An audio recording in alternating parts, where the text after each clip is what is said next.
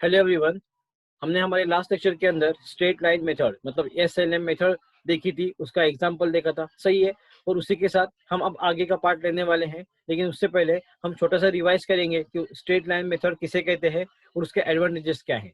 ठीक है, और उसके साथ हम आगे के पार्ट की तरफ मतलब हमारे आगे का एग्जाम्पल जो है स्ट्रेट लाइन मेथड का, वो हम स्टार्ट करेंगे। So let's see. So next point इसके बाद स्ट्रेट लाइन मेथड। ठीक है, जो हम मेथड देखने वाले हैं डिप्रिसिएशन के अंदर जिसके हमें कैलकुलेशन करना है वो ये स्ट्रेट लाइन मेथड या एसएलएम मेथड उसे कहते हैं हम। So before I am going to start straight line method, मैं आपको इस छोटे से इन शॉर्ट बताना चाहूंगा कि डिप्रिसिएशन क्या होता है, जो हमने हम ही देखा है उसके ऊपर हमें क्या करना है, स्ट्रेट लाइन मेथड हमें क्या करना है, कैलकुलेट करना है। सो इन शॉर्ट बता रहा हूँ कि डिप्रिसिएशन का मतलब क्या होता है, एसेट के वैल्यू में गिरावट आना, एसेट की वैल्यू डिक्रीज होना, सही है, जो अभी हमने देखा। एक फिर से एग्जांपल दे रहा हूँ इसके अंदर मैं, सपोज मैंने कार खरीदी है जिसकी वैल्यू आज 5 लाख रुपीज है, ठीक है, और नेक्स्ट ईयर उसकी वैल्यू क्या होगी, 4 लाख रुपीज होगी। तो क्या हो गया, मुझे हर साल उसके में क्या होगा, 1 लाख रुपीज का लॉस होगा, तो उसे हम क्या कहते हैं, डिप्रिशिएशन। समझ में आया। उसके बाद स्ट्रेट लाइन मेथड के अंदर मोस्टली कंपनी क्या करती है, डिफरेंट डिफरेंट मेथड को यूज करती है डिप्रिशिएशन के लिए, और उन एसेट और उसकी एसेट दिन ब दिन क्या होती है, उसकी वैल्यू कम होती है क्योंकि वो यूज करती है मशीनरी, सही है, तब उस वैल्यू में क्या होगी, गिरावट होगी। और जैसे कि अगर हम मशीनरी आज जिस प्राइस में खरीदे हैं आफ्टर 10 ईयर्स, वो अगर कंपनी ने मशीनरी की प्राइस निकाली तो क्या होगा, आज की जो रेट है और 10 साल का बाद का रेट है उसके अंदर क्या होगा, फर्क दिखेगा, उसकी वैल्यू कम हुई रहेगी, सही है। तो इसी के लिए हमें क्या करना पड़ता है कि हमें बैलेंस शीट के अंदर वैल्यू को डिक्रीज जब करते हैं तो हम क्या करते हैं, उसके अंदर हमें वो वैल्यू को डिक्रीज करने के बाद शो करना पड़ता है कि कितनी वैल्यू हमारी डिक्रीज हुई एसेट के अंदर, सही है। और उसके बाद में हम क्या करते हैं, हमारे स्टेक होल्डर जो कंपनी में डिफरेंट पोजीशन पे काम करते हैं उसे हमें दिखाना पड़ता है कि कितनी वैल्यू डिक्रीज होती है और क्या उसके डिप्रिशिएशन का रेट है। उसी के साथ जब हम स्ट्रेट लाइन मेथड फॉलो करते हैं तो उसके अंदर सबसे इंपॉर्टेंट पार्ट क्या है, स्ट्रेट लाइन मेथड का मतलब क्या होता है कि जो रेट के ऊपर, सपोज मेरी मशीनरी की प्राइस आज 10 लाख रुपीज है, ठीक है, सो और 10 लाख रुपीज के मुझे 10% क्या हुआ, वैल्यू डिक्रीज करनी है, डिप्रिसिएशन चार्ज करना है। तो मैं क्या करूंगा, 10 लाख रुपीज के ऊपर मैं डिप्रिसिएशन चार्ज करूंगा, 10 लाख के ऊपर 10%, तो कितना आएगा उसके ऊपर, 1 लाख, सही है। सो रिमेनिंग मेरी कितनी बची, 9 लाख की रुपीज बची, तो मैं 9 लाख के ऊपर 10% ही करूंगा, लेकिन जो वैल्यू दी हुई है डायरेक्टली 9 लाख के ऊपर नहीं लेके, जो वैल्यू मेरे ओरिजिनल कॉस्ट है मशीनरी की, कितनी कॉस्ट है मशीनरी की, 10 लाख रुपीज, तो 10 लाख के ऊपर ही मैं कैलकुलेशन करूंगा। मतलब क्या कि जैसे कि मुझे अभी इस साल 1 लाख का डिप्रिसिएशन हुआ है तो अगले साल भी क्या होगा, 1 लाख का ही डिप्रिसिएशन होगा। ये होता है स्ट्रेट लाइन मेथड के अंदर। सपोज मुझे इस साल 100 रुपीज का डिप्रिसिएशन हुआ है तो अगले साल भी 100 रुपीज का ही डिप्रिसिएशन होगा, ठीक है। और एक एग्जांपल दूंगा, मैंने जैसी कार खरीदी, उसने उस कंपनी ने कहा कि आप जो कार खरीद रहे हो उसकी जो डिप्रिशिएशन वैल्यू है वो 10 साल के बाद 1 लाख रुपीज हो जाएगी, सही है। तो उन्होंने क्या कैलकुलेट किया कि हर साल मेरे कितने कम हो गए, 1 लाख रुपीज कम हो गए। सो ये होता है स्ट्रेट लाइन मेथड, जो ओरिजिनल कॉस्ट है उसके ऊपर ही आपकी क्या की जाएगी, कॉस्ट कम की जाएगी, सही है। सो ये होता है स्ट्रेट लाइन मेथड के अंदर। मैं आपको इससे रिलेटेड एक एग्जाम्पल दिखाने वाला हूँ, लेट्स सी। सो ये एग्जाम्पल है, जैसे कि मैंने बताया अभी कि स्ट्रेट लाइन मेथड के अंदर क्या दिया हुआ है, देखिए for example, on asset was purchase ₹50,000 on 1st Jan 2001 and was decided to be depreciate at 10%। कौन सा बेसिस है, एसएलएम मतलब स्ट्रेट लाइन मेथड जो हम अभी देख रहे हैं, ठीक है। सो देखिए इसका कैलकुलेशन कैसे किया है, जैसे कि मैंने अभी आपको बताया कि स्ट्रेट लाइन मेथड के अंदर हमारी जो फिक्स एसेट रहती है, जो फिक्स अमाउंट रहती है उसके ऊपर हम क्या करते हैं, पूरे ईयर के डिप्रिसिएशन जितना दिया हुआ है कैलकुलेशन के लिए उतना हम क्या करेंगे, चार्ज करेंगे, सही है। सो देखेंगे हम लोग इसके अंदर, देखिए इसकी जो परचेज प्राइस थी कितनी है, 50,000, जो मशीनरी और जो एसेट परचेज किया उसकी प्राइस है 50,000, सही है, डेट है 1/1/2001, सही है। और उन्होंने क्या बताया कि 10% आप इसकी डिप्रिशिएट कीजिए, अगर जितना दिया है प्रॉब्लम के अंदर उतना। एक एग्जांपल है, सो बताया गया इसके अंदर कि डिप्रिशिएशन 10% कितना, फॉर 12 मंथ्स, 12 मंथ्स के लिए डिप्रिशिएशन चार्ज किया है, मतलब पूरा 1 ईयर के लिए, सही है। सो देखिए यहाँ पे मैं वो बता रहा हूँ, 50,000 टोटल कॉस्ट है हमारी मशीनरी की और एसेट की, सही है। उसके ऊपर हमने क्या किया, 10% डिप्रिशिएट किया वैल्यू को, सही है। कितना मिला हम लोग को, 5000 आया है यहाँ पे 5000। मतलब क्या हुआ, हमें 2001 का डिप्रिशिएशन जो वैल्यू थी उसके अंदर कितनी परसेंट गिरावट रही वैल्यू के अंदर, उसकी 10%, मतलब 5000। सो हमारी कॉस्ट कितनी बची मशीनरी की फॉर नेक्स्ट ईयर। सो आज के डेट में हमारी कॉस्ट, मशीनरी की कॉस्ट और एसेट की कॉस्ट कितनी होगी, 45,000। लेकिन हमें क्या करना है, फिर से उसके ऊपर नेक्स्ट ईयर के लिए हमें डिप्रिशिएट करना है। सो डिप्रिशिएट कैसा करेंगे, हमारी जो एसेट जितने में हमने खरीदी थी, ये 50,000 में जो स्ट्रेट लाइन मेथड फॉलो करते हैं उसी के अंदर ये होता है। स्ट्रेट लाइन मेथड के अंदर क्या होता है कि जो अपनी एसेट ओरिजिनल कॉस्ट है उसी अमाउंट के ऊपर आपको हर साल वैल्यू, डिप्रिशिएट वैल्यू कैलकुलेट करनी है। सो फिर से मैं क्या करूंगा, 50,000 पे 50,000 के ऊपर 10% कैलकुलेट करूंगा, सही है। कितना मिला मुझे, देख सकते हैं यहाँ पे 50,000, सही है। 10% मैंने क्या किया, उसकी वैल्यू कैलकुलेट की। सो कितना है, फिर से 5000, समझ में आया। सो 40, मेरी अभी वैल्यू कितनी थी मशीनरी की 2002 के अंदर, 45,000। सो उसमें से 5000 गए, बच्चे कितने मेरे पास, 40,000। सो अगर मुझे ये भी कैलकुलेट करना है 2003 के लिए सपोज, तो मैं क्या करूंगा, 50,000 के ऊपर ही फिर से 10% लूंगा। तो कितना आएगा यहाँ पे, 5000। सो मेन मशीनरी की प्राइस फॉर 2004 के लिए कितनी होती, 35,000। समझ में आया, एक एग्जांपल दिया हुआ है स्ट्रेट लाइन मेथड के अंदर। ओके, सो नेक्स्ट देखेंगे उसके अंदर हमें क्या दिया हुआ है।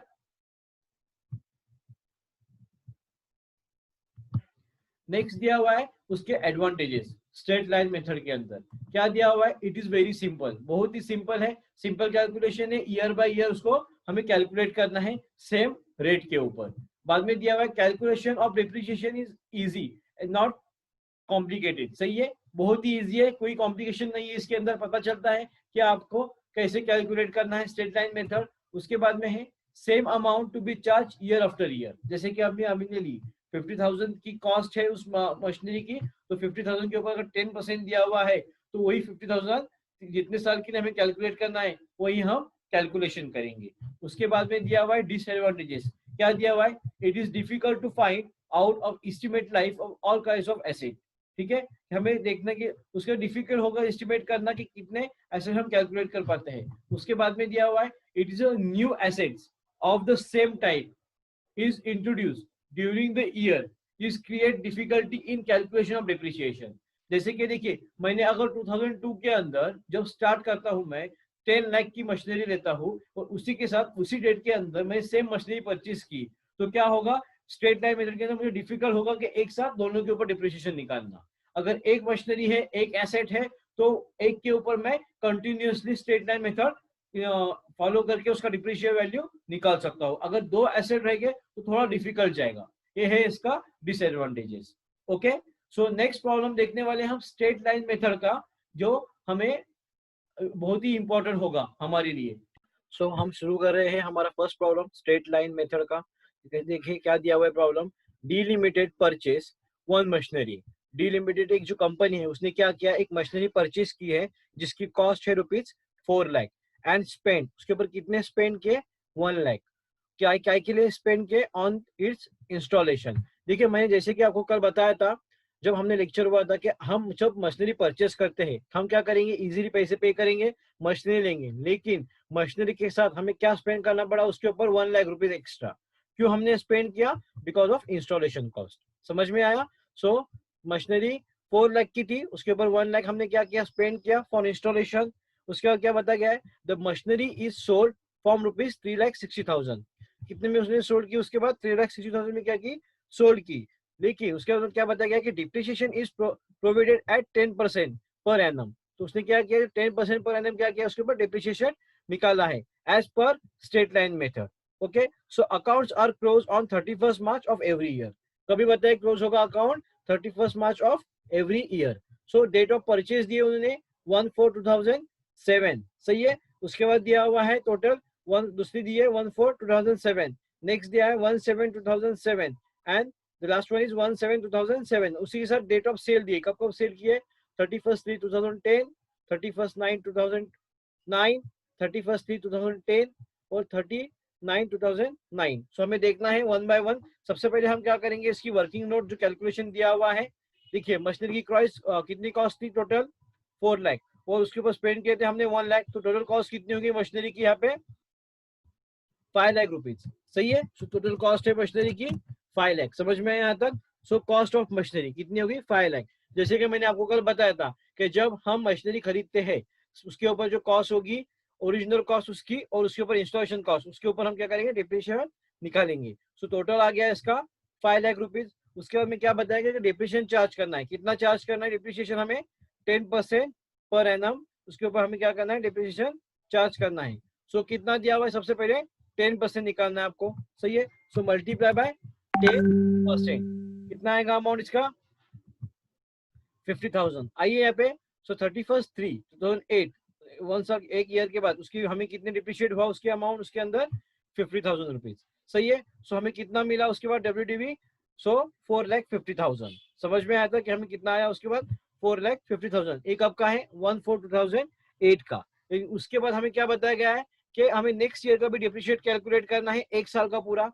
सही है, सो हम क्या करेंगे, हमारी ओरिजिनल कॉस्ट है, जैसे कि मैंने आपको एग्जाम्पल के अंदर बताया था अभी कि हम लोग की टोटल कॉस्ट 5 लाख है, तो 5 लाख के ऊपर हम क्या करेंगे डिप्रिशिएट फिर से करेंगे, मल्टीप्लाई बाय 10%, सेम ही है। ठीक है, कितना आएगा उसके ऊपर हम लोग देखेंगे तो 5 lakh multiply by 10%, how much will get 50,000 again. Okay, समझ में आया? तो कितना आया इसका नेक्स्ट ईयर का भी डिप्रिसिएशन 50,000। सो पहला हम लोग का कितना बचा था, हम लोग को उसके बाद आया था 5 लाख, और उसके हमने क्या किया डिप्रिशिएट लेस किया 50,000, हम लोग का बचा 4,50,000। फिर से हमने क्या किया उसके ऊपर डिप्रिशिएट की वो अमाउंट कितने आया 50,000 ही आया था। सही है, सो कितने मिले हम लोग को amount for next year 4 lakh. आइए देखिए 1/4/2009 कितनी आई अमाउंट यहाँ पे हम लोग की 4 लाख। उसके ऊपर क्या बताया गया आपको कि फिर से डिप्रिशिएट करना है 31/3/2010 की डिप्रिशिएट करना है कितना 50,000। सो 50,000 का ऊपर कैलकुलेट करेंगे हमारी ओरिजिनल कॉस्ट जो 5 लाख रुपीज यहाँ पे दी हुई है। सही है, सो 5 लाख के ऊपर क्या आएगा फिर से 50,000।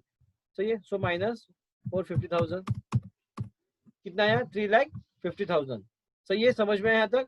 देखिए नीचे आया है 3,50,000। उसके बाद में क्या बताया उन्होंने कि आपको वो मशीनरी जो थी the machine is sold for rupees 3,60,000, कितने में सोल्ड हुई थी 3,60,000 में वो मशीनरी क्या हुई थी सोल्ड हुई थी। सो सेल किया हम लोगों ने 3,60,000 में, यहाँ तक उसकी डेप्रिशिएट थी उस ईयर के अंदर 3,50,000 और हमने बेची 3,60,000 के अंदर। सही है, मतलब हमें 10,000 क्या हुआ उसके ऊपर जो हमने सेल किया उसके ऊपर profit. So profit on sale कितना आया उसका 10,000। इसका मतलब क्या होता है कि हमें जो मशीनरी बेचनी चाहिए थी उस टाइम पे 3,50,000 के अंदर जो उसकी कॉस्ट थी डिप्रिशिएट होने के बाद, लेकिन हमने सेल की यहाँ पे 3,60,000 में। ठीक है, तो प्रॉफिट ऑन सेल कितना आया हम लोग का यहाँ पे 10,000।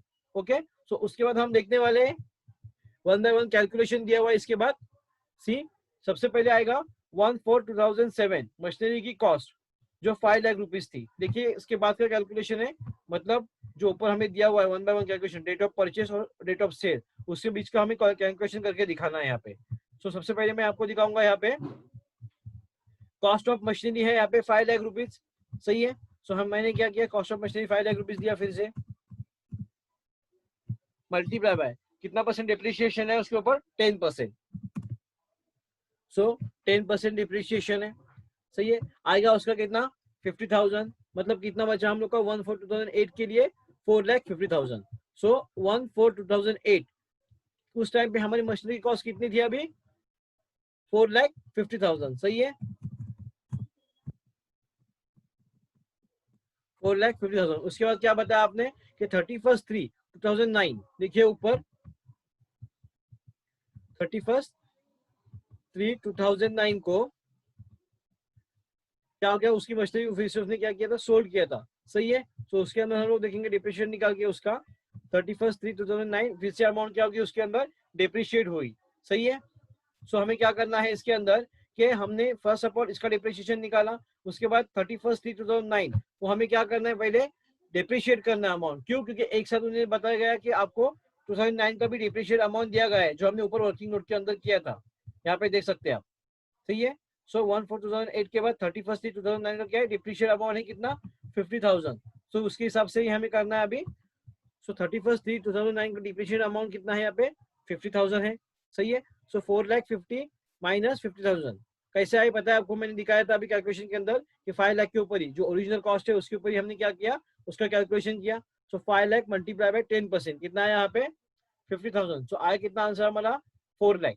समझ में आया यहाँ तक। उसके बाद में उसके बाद देखिए क्या नेक्स्ट स्टेप दिया हुआ है हम लोग को, यहाँ पे डिप्रिशिएट हुई अमाउंट, सही है, जब 4 लाख आया था, सही है, 1/4/2009 को हमने वर्किंग नोट के अंदर भी लिखे, डिप्रिशिएट किया है इसको 1/4/2009, 4 लाख आया है, सही है। मतलब क्या किया हम लोग ने 50,000 का डिप्रिशिएट करने के बाद, सही है। सो उसी डेट के लिए हमें क्या कहा गया है कि आपकी जो मशीनरी है, सही है, कौन सी मशीनरी की 30 यहाँ पे दिया हुआ है 39/2009 को। सो उसी ईयर में क्या हुई है, सेल हुई है, लेकिन हमने उसको कब उसके ऊपर लास्ट डिप्रेशन निकाला था और WDV मेथड था हम लोग का 1/4/2009 को, सही है। सो उसके बाद हमने कितना महीना उसको यूज किया 1/4 से लेके 6 मंथ, सही है, 1/4 से लेके कहाँ तक यूज किया उसको 39 तक, सही है। मतलब हमने क्या किया उसको 6 मंथ यूज किया, तो हम क्या करेंगे उसके ऊपर 6 मंथ का डिप्रिशिएट वैल्यू निकालेंगे। उसके बाद हमने क्या किया था उसको सेल किया था, सही है। सो डिप्रिशिएट वैल्यू कैसे निकालेंगे देखिए, यहाँ पे प्रॉब्लम के अंदर भी दिया हुआ है हम लोग क्या डिप्रिशिएशन था पर ईयर 50,000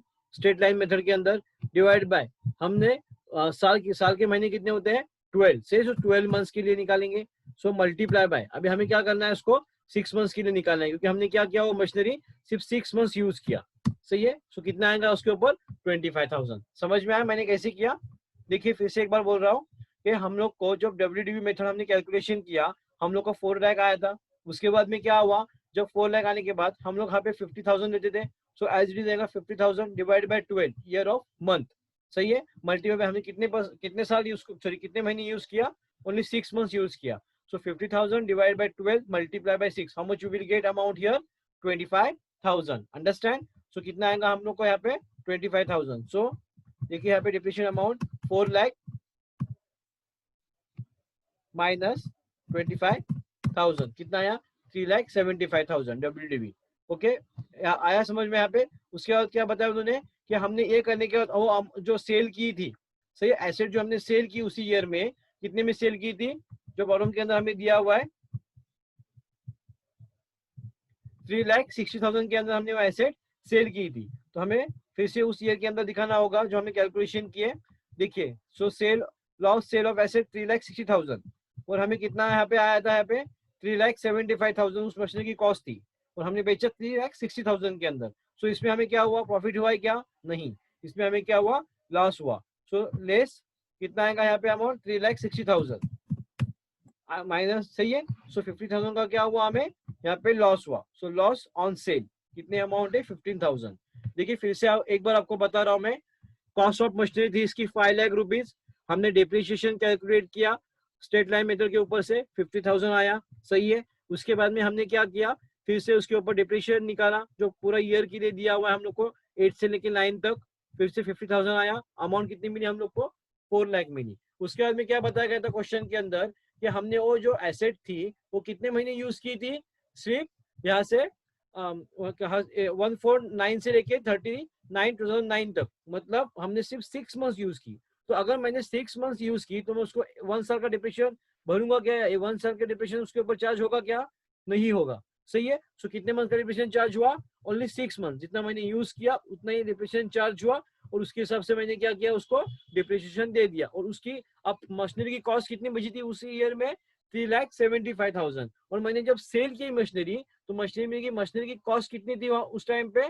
3,75,000 थी, लेकिन सेल हुई 3,60,000 के अंदर। मतलब क्या हो गया, मुझे उस एसेट पे उस मशीनरी पे मुझे क्या हुआ, लॉस हुआ। समझ में आया, ये है 15,000 जो मैंने अभी कैलकुलेट करके आपको बताया।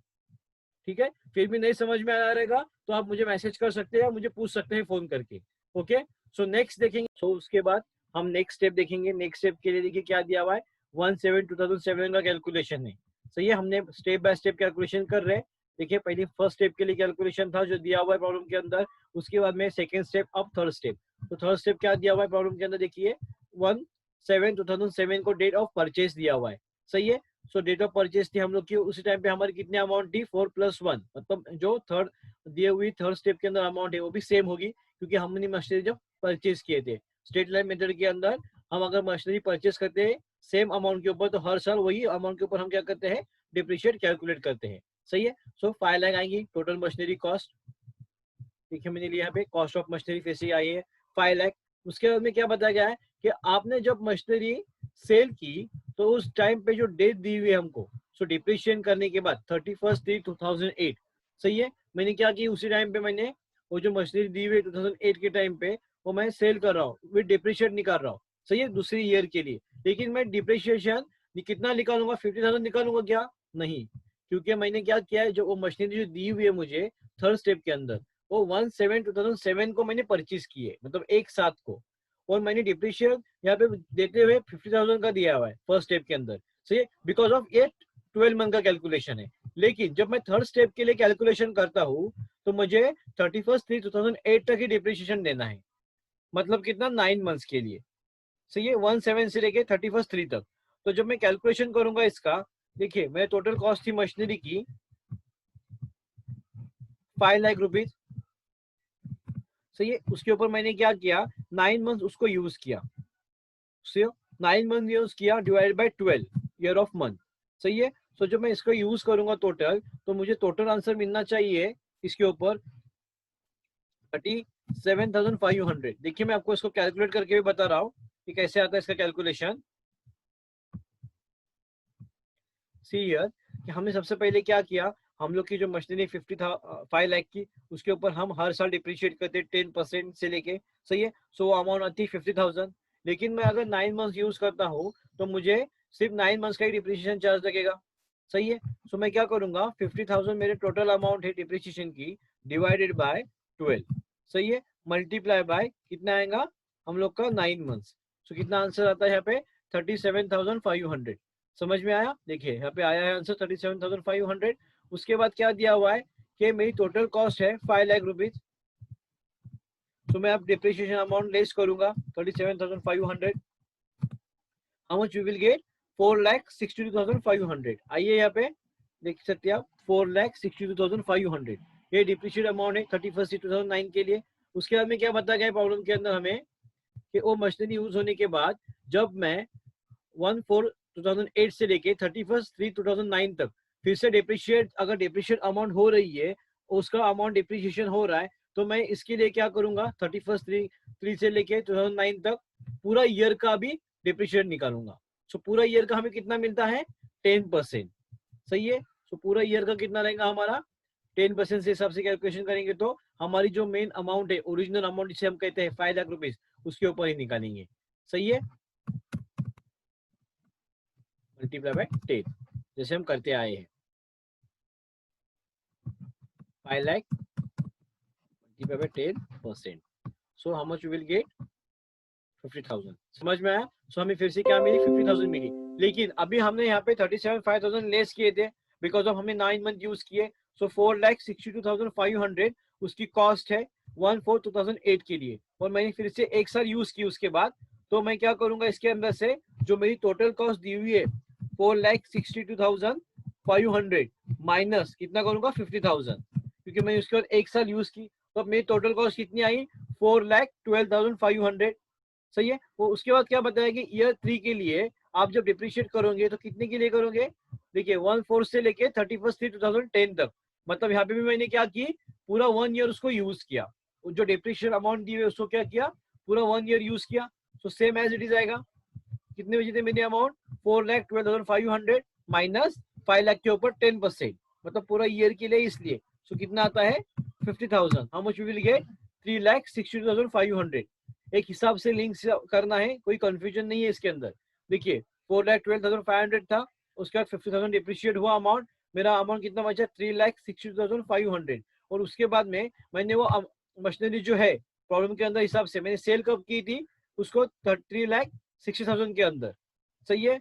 सो मेरी अभी मशीनरी की फिलहाल जो कॉस्ट है 3,62,500, उसके हिसाब से मुझे उतने ही मिलने चाहिए थे, लेकिन मुझे मिले कितने, मैंने सेल करने के बाद 3,60,000। सही है। सो 3,60,000 मुझे मिले। मेरी मशीनरी की कॉस्ट है 3,62,500।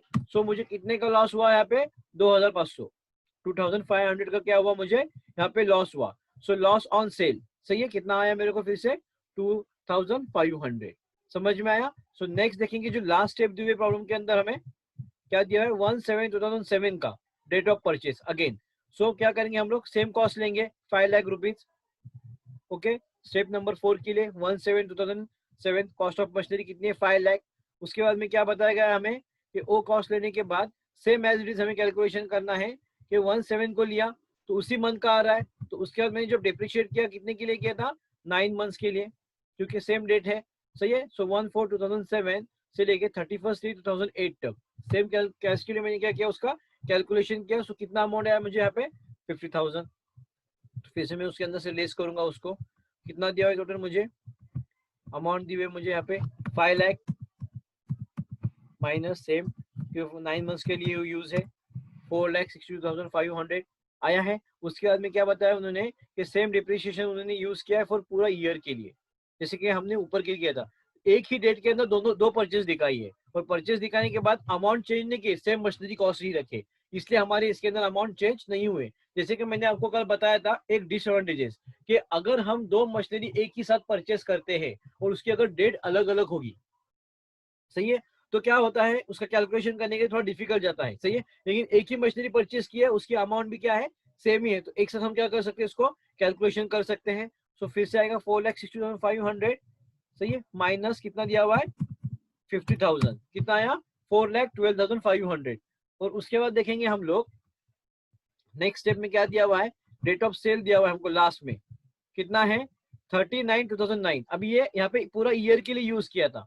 सही है, लेकिन यहाँ पे उन्होंने क्या किया कि जो उनकी अमाउंट दी हुई है उसके हिसाब से कितना था 1/4/2009 से लेके 39/2009 तक। सही है, मतलब क्या कि 30/9/2009 तक उन्होंने क्या की उसको सिर्फ यूज किया। सो उसका डिप्रिसिएशन हम निकालेंगे।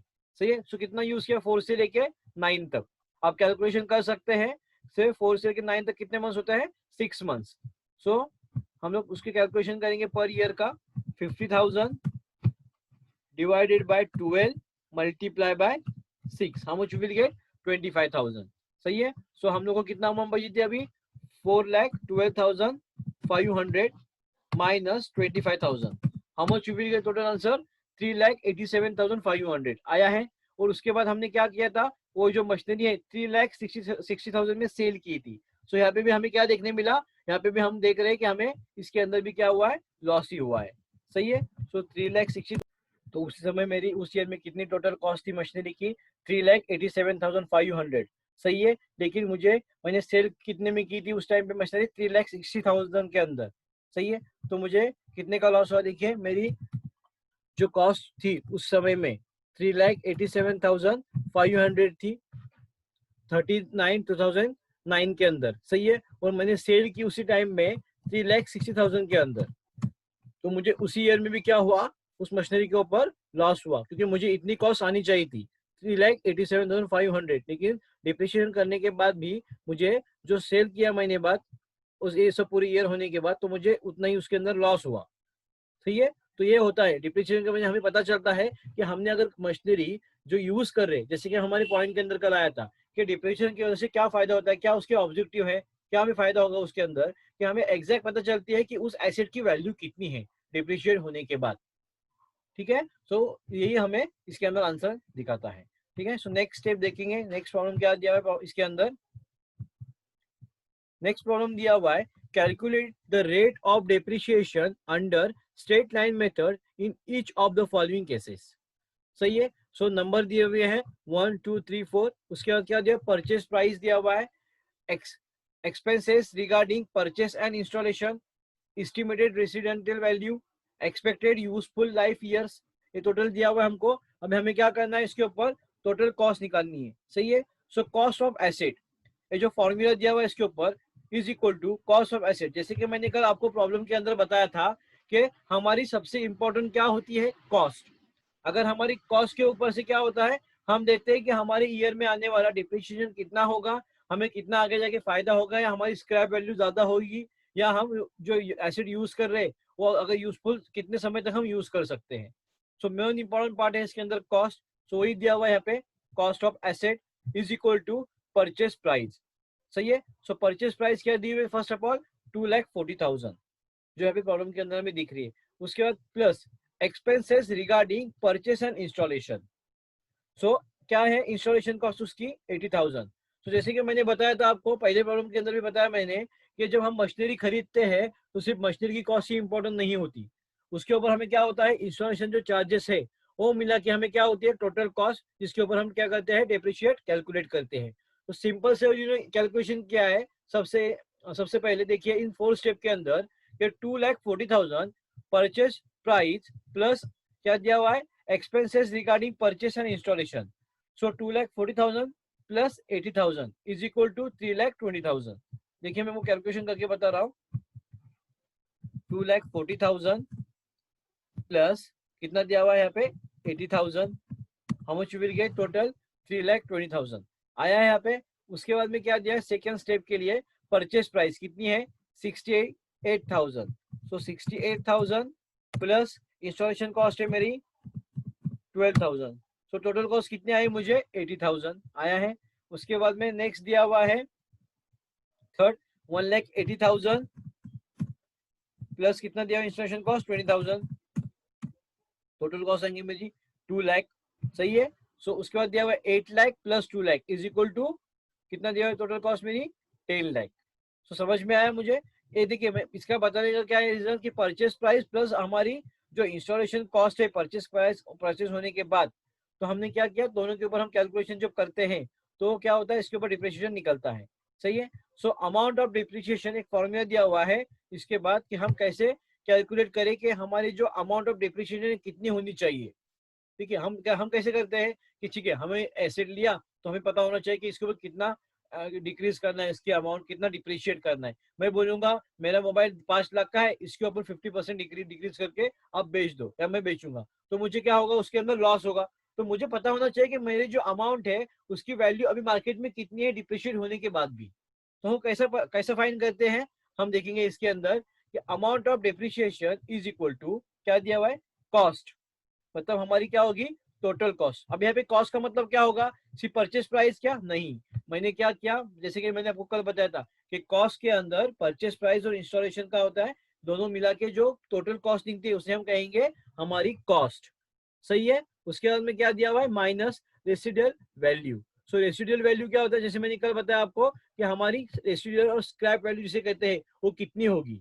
उसके बाद उसके बाद क्या दिया हुआ है divide by expected use of life, मैं कितने साल उसको यूज करने वाला था वो लाइफ को, और उसके बाद मतलब जो दी हुई प्रोडक्ट है जो मशीनरी उसको कितने साल यूज करने वाला था, और उसके बाद मैं डिप्रिशिएट वैल्यू हमें कैसे कैलकुलेट करूंगा उसका मैंने क्या किया यहाँ पे दिखाया है आपको। देखिए कैसे दिखाते हैं यहाँ पे। सबसे पहले मैं क्या करूंगा मेरी परचेज प्राइस कितनी है 2,40,000 और एक्सपेंसेस रिगार्डिंग परचेसेस इंस्टॉलेशन, मतलब उसको क्या कहते हैं हम लोग इंस्टॉलेशन कॉस्ट कितनी दी हुई यहाँ पे 80,000।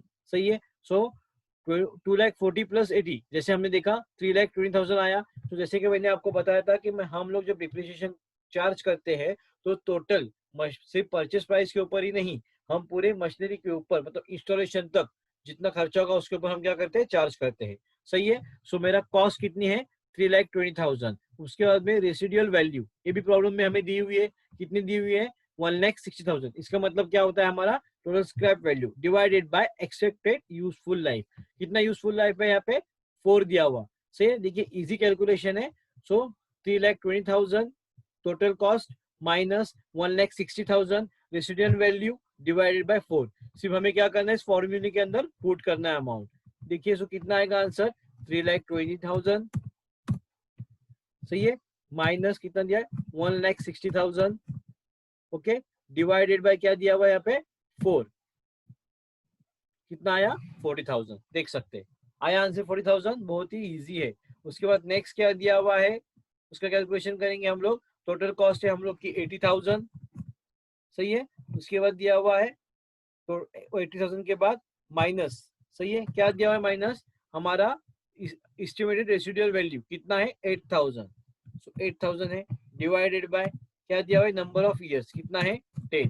सो कितनी अमाउंट मिली हमें 7,200 नंबर सेकेंड के लिए। अभी नंबर 3 का कैलकुलेशन है 1,80,000 प्लस 20,000 मतलब टोटल आएंगे इसके 2 लाख।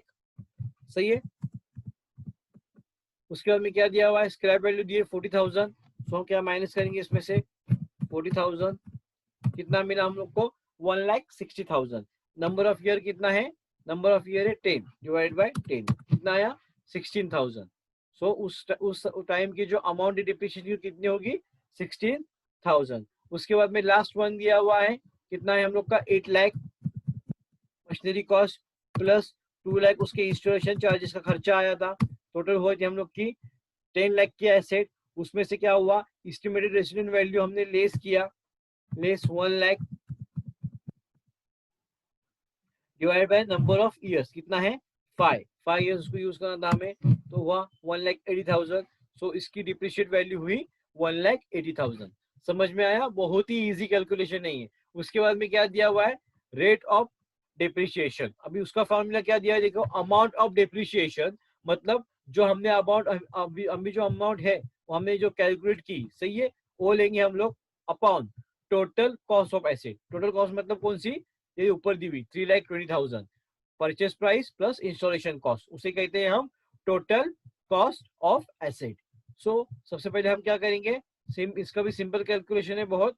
हमारी अमाउंट ऑफ डिप्रिशिएशन कितनी दी हुई है 40,000 divided by total cost of asset 3,20,000 multiply by 100, जो फॉर्मूले दिया है उसके हिसाब से हम अमाउंट से पुट करेंगे। सो फर्स्ट आंसर आया इसका रेट ऑफ डिप्रिशिएशन 12.5%।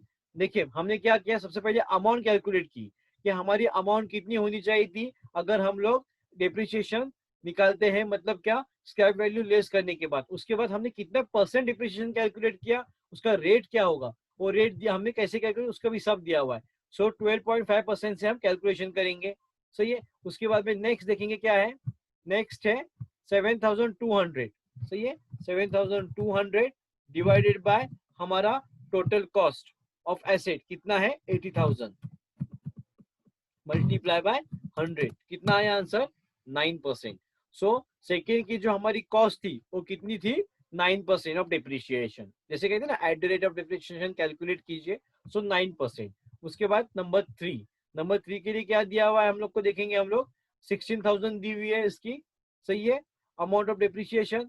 सो 16,000, उसके बाद दिया हुआ है divided by total number of asset, कितने दिए हुए हम लोग को 2 लाख मल्टीप्लाई बाय 100, कितना आया रेट ऑफ डिप्रिशिएशन हम लोग का 8 आया है यहाँ पे 8%। उसके बाद लास्ट वन क्या दिया हुआ है हम लोग को, हम लोग का 1,80,000 है, सही है। सो 1,80,000 amount of depreciation, 1,80,000 amount of depreciation divided by total cost of asset कितनी थी हम लोग की 10 लाख, सही है, मल्टीप्लाई बाय क्या आएगा 100, कितनी मिली हम लोग को 18%। सो ये क्या होगी हमारी rate of depreciation for last fourth के लिए कितना आएगा 18%। सो कितनी आएगी इसके आंसर 18%, सही है। सो 18% हमने आंसर इसका कैलकुलेट किया, यहाँ पे हमारी प्रॉब्लम क्या होता है खत्म होता है, ठीक है। सो कुछ नोटिस दे रहा हूँ उसके बारे में कि जो लोगों ने अभी तक मुझे असाइनमेंट सेंड नहीं किए वो जल्द से जल्द मुझे असाइनमेंट सेंड कीजिए, ठीक है। आपकी एग्जाम होने वाली है तो एग्जाम से पहले मुझे असाइनमेंट सेंड कीजिए, और आपको अभी एग्जाम जो है एमसीक्यू के ऊपर रहेगी, ठीक है। सो आपको जो मैं नोट्स भेजूंगा उसको भी स्टडी कीजिए, और जो चैप्टर्स है उसके ऊपर आपकी क्या रहेगी, आपकी एग्जाम होने वाली है, ठीक है। सो अगर आपको और भी कुछ प्रॉब्लम रहेगा अकाउंट्स के अंदर अभी तक, तो आप मुझे कॉल या मैसेज कर सकते हो, ठीक है। Thank you for join.